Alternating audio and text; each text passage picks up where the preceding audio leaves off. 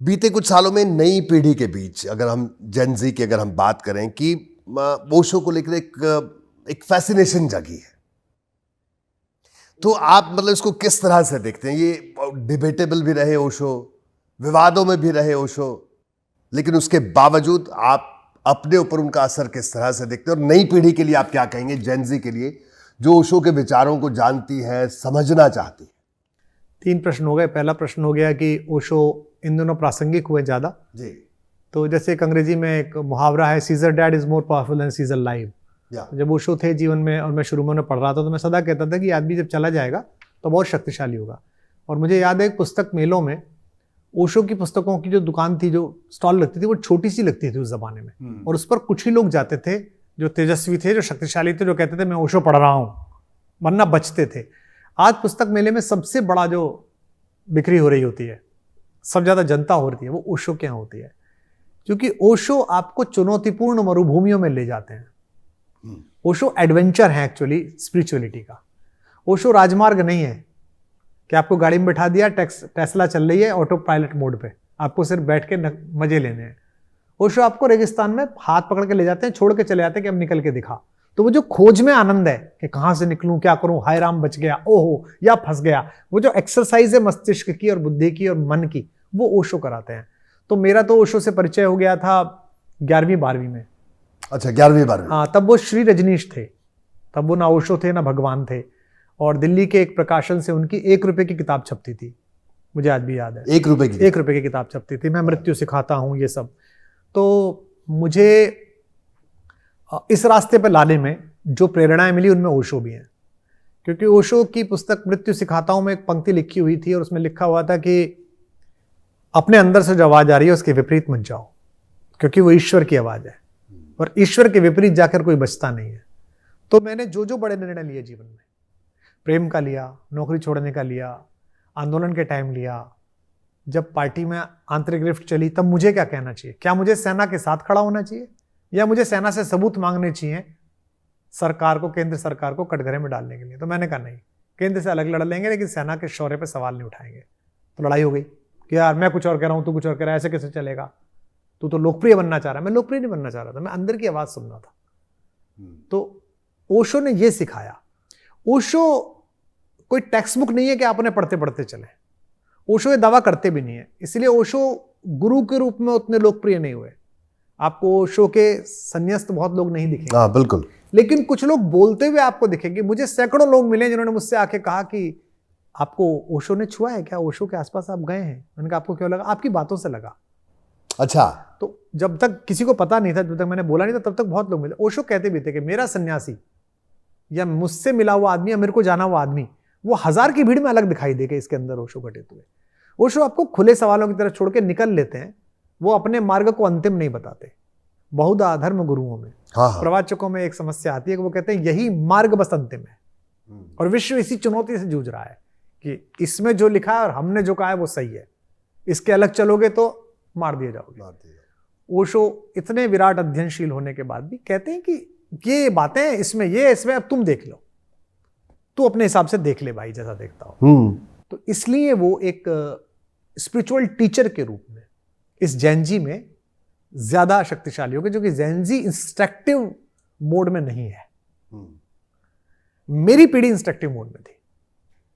मेरे पिताजी कहते थे अरे सुनो इधर आओ, तो मैं ये नहीं पूछता था क्या।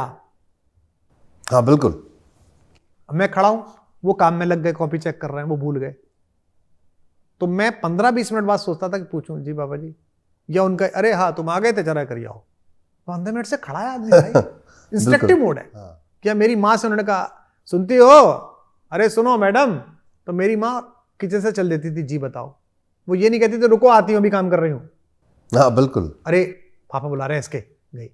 ये पीढ़ी नहीं है। मैं अपनी बेटी के साथ नहीं कर सकता है बात कि सुनो अग्रता इधर आओ, को इधर आओ, नहीं कर सकता। बोलते हाँ यस ब्रो टेल, वो तो मुझसे पूछेंगी। तो ये पीढ़ी जो जेन ज़ी है ये इंस्ट्रक्टिव नहीं है। ओशो इंस्ट्रक्टिव नहीं है, नो इंस्ट्रक्शंस। माला पहनना है मत पहन, ये करना है मत कर, तिलक लगा मत लगा, तो तू देख तेरा काम, मैं तुझे बता रहा हूं, ये चित्त ये आत्मा। इसलिए ओशो की व्याप्ति अभी बहुत ज्यादा है, और मैं सोचता हूं और होगी, और ज्यादा होगी। अभी जेन ज़ी में भी होगी और विश्व में भी होगी। यानी ओशो की जो प्रासंगिकता है वो बढ़ेगी और बढ़ेगी। और बढ़ेगी। क्रांतिकारी है ना, हाँ, क्रांतिकारी विचारक है वो। ये सुई की नोक दिखाते हैं, इधर से हाथी दिखाते हैं, कहते हैं इसमें से गुजर सकती है, आपको तो नहीं गुजर सकती। माटी कहे कुम्हार से, क्या अद्भुत सारी पुस्तकें, भारत के जलते प्रश्न, स्वर्णिम भारत, पलटू पर जो उन्होंने लिखा है। जेनजी को कोई बुक रिकमेंडेशन आप करना चाहेंगे? 2-3 जो किताब मैंने बताई, जैसे भारत के जलते प्रश्न बहुत अच्छी किताब है, स्वर्णिम भारत बहुत अच्छी किताब है, मैं मृत्यु सिखाता हूँ बहुत अच्छी किताब है, और मैं कहता हूँ कबीर पर जब बोले हैं वो सुनने, माटी के कुम्हार से अलग से बोले, कबीर से अलग से बोले, मीरा पर बहुत अच्छा बोले। मतलब मैं साहित्य का विद्यार्थी था, मीरा पढ़ाता था क्लास में, और जब मैंने ओशो से मीरा पढ़ी तो मेरा पढ़ाने का मानसिकता बदल गई।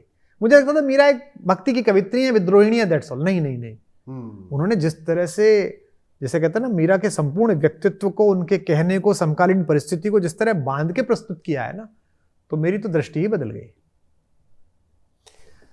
खैर, अब प्रेम के कवि हैं तो कुछ प्रेम की बात भी कर ली जाए कुमार भाई जी। तो आपने तो मतलब लव लेटर लिखना, लोग लिखते हैं लव लेटर, लेकिन आपने तो अखबार में छपवा दिए। हाँ, हमारे समय में प्रेम पत्र लिखे जाते थे, और बाद में मेरी कविताएं प्रेम पत्रों में बहुत प्रयोग हुई। आजकल मैसेज में प्रयोग होती हैं प्रेम की कविताएं। तो उस समय यह था कि जिसे प्रेम पत्र लिखना था, वहां बात पहुंचाने का तरीका लव लेटर तो था नहीं। कि मुझे लव लेटर थोड़ा सा मतलब छोटी चीज लगती थी। मुझे लगता था ये तो सामान्य प्रेमी ही करते हैं, इसमें क्या है। तो एक अखबार हमारे यहाँ का बड़ा पॉपुलर था, तारेश, तो वो उनके यहाँ भी जाता था, मेरे यहाँ भी आता था। उसके संपादक जो थे तो वो मेरे प्रति बड़ा स्नेह रखते थे, तो मैंने उसमें जो भी कहना होता था, कविता लिखी, गीत लिखा, छपवा दिया। तो पढ़ने वाली को पता है कि मेरे लिए लिखी गई। पढ़ने वाली को पता था और लिखने वाले को पता था, जनता समझती थी कविता छप रही है। वाह, क्या बात है। मतलब आपका तो ये स्टाइल, आप तो जब भी जो जेनजी जिस तरह का सोच रहे करने के, आप तो उस समय कर दिया था। आजकल जो लोग करते हैं ना कि मैं परफॉर्म करूंगा, मैं तुम्हारे लिए एक लाइन बोलूंगा, हाँ, वो नहीं था, उसी समय कर दिया। क्या बात है।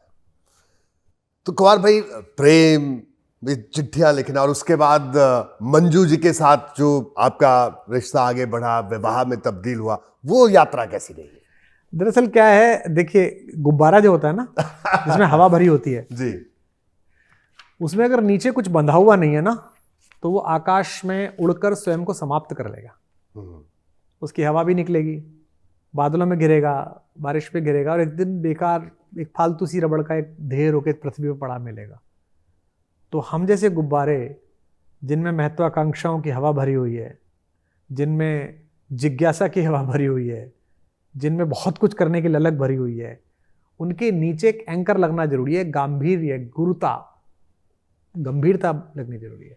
तो मेरी जो श्रीमती जी हैं, उनका मेरे जीवन में योगदान ये है कि मेरा जो बिखरा हुआ अस्तित्व है पूरा जी, कभी आंदोलन करने लगे, कभी नौकरी कर ली, कभी ऐसा कर लिया, कभी वैसा करा, राजनीति में चले गए, हार आए, फिर कर ली, फिर छोड़ दी, उसके बीच में वो एक फिक्स प्लेटफॉर्म है कि ये ट्रेन जो है, रेलगाड़ी कहीं भी भटका है, अंत में इसका जो यार्ड है वो यहाँ है। सो उनको पता है कि ये ऐसे आदमी ये चलेगा, और मुझे पता है कि मेरे पीछे एक व्यक्ति ऐसा है जिसकी गुरुता, जिसकी गंभीरता, जैसे आपने उन्हें बहुत कम पब्लिक में देखा होगा, उनको कोई जो एक सेलेब्स की बीवियों का होता है ऐसा कुछ नहीं है। उनका अत्यंत सामान्य जीवन है। उनका जीवन केवल उनका काम विश्वविद्यालय में पढ़ाना या घर में सास ससुर, बच्चे, पति, उसके दोस्त, इतने तक ही सीमित है।